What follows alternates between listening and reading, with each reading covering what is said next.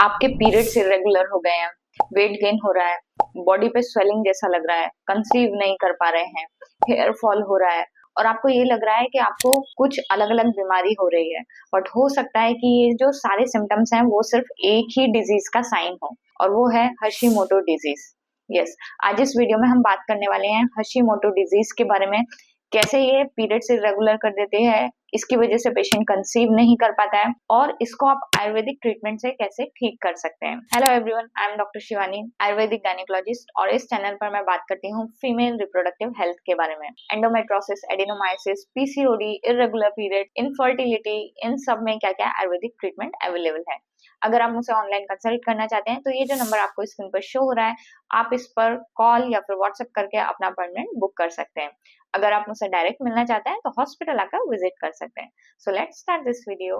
हशीमोटो thyroiditis ये एक auto immune disease है। ऑटो इम्यून डिजीज का मतलब क्या होता है? जब आपकी खुद की बॉडी अपनी ऑर्गन को दुश्मन समझने लगती है तो उस ग्लैंड पर खुद अटैक करने लगती है। इस डिजीज में भी ऐसा ही होता है कि आपकी जो बॉडी है वो थायराइड ग्लैंड को अपना दुश्मन समझने लगती है और थायराइड ग्लैंड को धीरे धीरे डैमेज करने लगती है, जिसकी वजह से आपको हाइपोथायराइडिज्म की कंडीशन हो जाती है।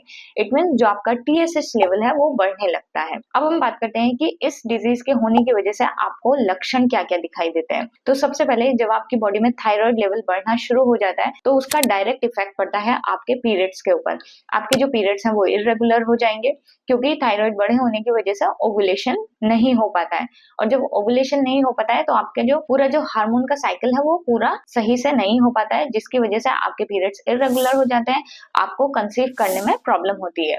सेकंड, आपको बहुत ज्यादा थकान लगने लगेगी, धीरे धीरे आपका वजन बढ़ने लगेगा, आपको हेयर फॉल की कंडीशन हो सकती है, आपको ठंड ज्यादा लगने लगेगी, फेस पर आपको स्वेलिंग जैसा लगेगा, आपके मूड स्विंग्स होने लगेंगे। तो ये सारे लक्षण हैं जो कि आपको इस कंडीशन में दिखाई दे सकते हैं। तो अगर आपको पहले थायराइड की प्रॉब्लम है, थायराइड की टैबलेट ले रहे हैं, फिर भी ये सारे सिम्टम्स आपको और दिखाई दे रहे हैं तो आपको सिर्फ टीएसएच नहीं चेक कराना है, आपको इस डिजीज का भी चेक कराना है। इसके लिए एक टेस्ट होता है एंटी टीपीओ, वो चेक किया जाता है ब्लड में, तो उससे पता किया जा सकता है कि आपको हशीमोटो डिजीज है या फिर नहीं है। अब हम बात करते हैं कि आयुर्वेद में इसका ट्रीटमेंट कैसे किया जाता है। तो आयुर्वेद कहता है हशीमोटो डिजीज जो है वो ऑटो इम्यून डिजीज है। इट मीन्स जो आपका इम्यून सिस्टम है वो कहीं ना कहीं खराब हो रहा है। आयुर्वेद में इसको जो आपका इम्यून सिस्टम है उसको कोरिलेट किया जाता है ओज से।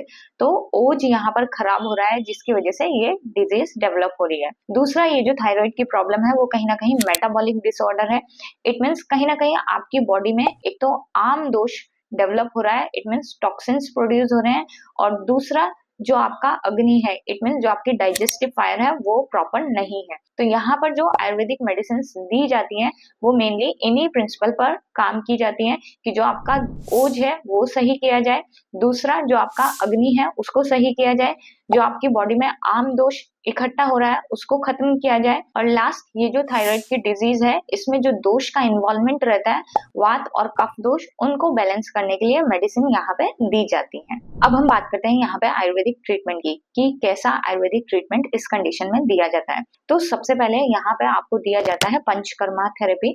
पंचकर्मा में भी क्योंकि कई सारे उसमें प्रोसीजर रहते हैं तो यहाँ पर आपके लिए बेस्ट है वमन कर्म। वमन कर्म जो है वो वात और कफ दोष के लिए बेस्ट चिकित्सा बताई गई है। इसमें भी वात और कफ दोष का इम्बेलेंस रहता है तो वमन प्रोसीजर के थ्रू आपकी बॉडी में जितने भी टॉक्सिन्स हैं उनको बाहर निकाला जाएगा।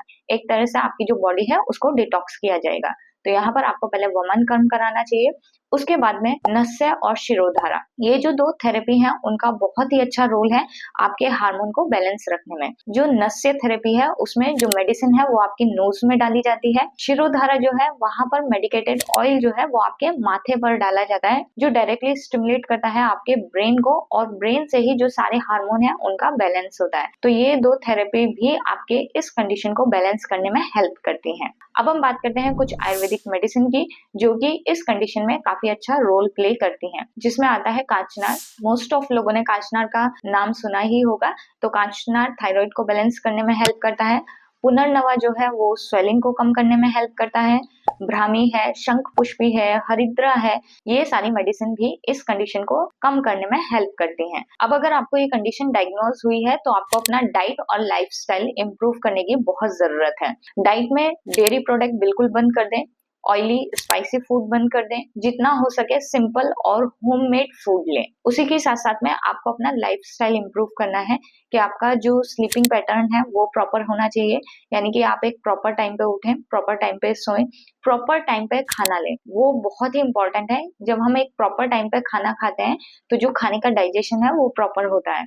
अगर हम प्रॉपर टाइम पे खाना नहीं लेंगे तो डाइजेशन इम्प्रॉपर होगा, उसकी वजह से आपकी बॉडी में जो आम दोष है वो और ज्यादा इकट्ठा होगा, जिसकी वजह से ये कंडीशन और ज्यादा डेवलप होगी। तो अगर आपको भी ये डिजीज डायग्नोज हुई है तो टेंशन बिल्कुल मत लीजिए। जितना जल्दी आप आयुर्वेदिक ट्रीटमेंट इसके लिए स्टार्ट करेंगे, आपकी कंडीशन जो है वो उतनी ही जल्दी रिवर्स हो जाएगी। प्रॉपर डाइट से, प्रॉपर लाइफस्टाइल से एंड प्रॉपर मेडिकेशन से, आयुर्वेदिक ट्रीटमेंट से आप इस कंडीशन को रिवर्स कर सकते हैं। मिलते हैं नेक्स्ट वीडियो में, तब तक के लिए बाय बाय, टेक केयर, अपनी हेल्थ का ध्यान रखें और अपने आसपास वालों के। और अगर आपको इससे रिलेटेड कुछ भी डाउट है तो आप कमेंट बॉक्स में लिखकर पूछ सकते हैं।